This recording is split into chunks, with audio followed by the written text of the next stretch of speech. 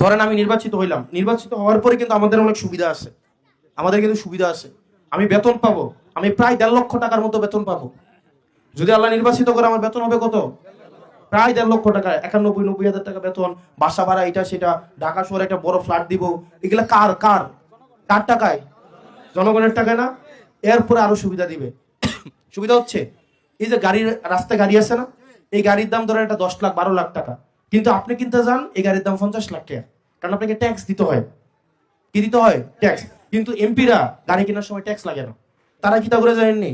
ধরেন একটা গাড়ির দাম ধরেন 8 কোটি টাকা, V8 একটা গাড়ি মডেলের, গাড়িটার দাম কত? আপনি কিনতে যাবেন 8 কোটি টাকা লাগবে, কিন্তু আমি যদি এমপি হই আমার লাগবে 2 কোটি টাকা। আমি কি করব? আপনার থেকে আমি 6 কোটি টাকা নিব, নিয়ে গাড়িটা কিনলাম, আমার লাভ কত? কয় টাকা? আর আপনার লাভ কয় টাকা? 2 কোটি। কারণ আপনি কিনতে গেলে লাগতো কত? আর কত বুঝেন না কখনো? বুঝছেন নি? তার মানে আপনার 2 কোটি টাকা লাভ আর আমার 4 কোটি টাকা লাভ। বুঝছেন? আপনি কি আমার সংসদে পাঠান গাড়ি কিনোনের লাগিয়া? গাড়ি কিনোনের লাগিয়া আরো সুবিধা আছে এমপিরা। সুবিধা কি জানেননি? ধরেন এই যে রাস্তাঘাট হয় না, এগুলা ধরেন আমি এটা নিজে একটা কোম্পানি খুলতে পারবো, খুললিয়া এগুলার টেন্ডার আমি নিতে পারবো।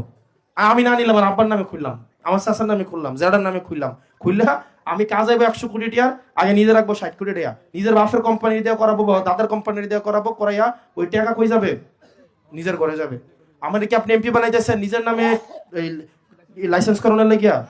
লাইসেন্স করানোর লাগিয়া নিজের নামে লাইসেন্স ডেবিট দ্বারা করছিনি? করছিনি? বুঝলিয়া দেখেন করছিনি? আপনি কি চান আমি সরকার আইয়া নিজের নামে লাইসেন্স করি, করে নিজের নামে কাম করি? হ্যাঁ, নিজের নামে গাড়ি কিনি, এটা এলাকা নিয়ে বানাইতেছেন। অনেক সুবিধা আছে। ওই যে এমপি, আমি যে একটা এমপি, বিভিন্ন জায়গায় আমার অনেক সুযোগ সুবিধা দিবে, ব্যবসা করার ক্ষেত্রে আমি অনেক সুযোগ সুবিধা পাবো। এখন এই জিনিসগুলাকে আমরা বন্ধ করে দেবো ইনশাল্লাহ।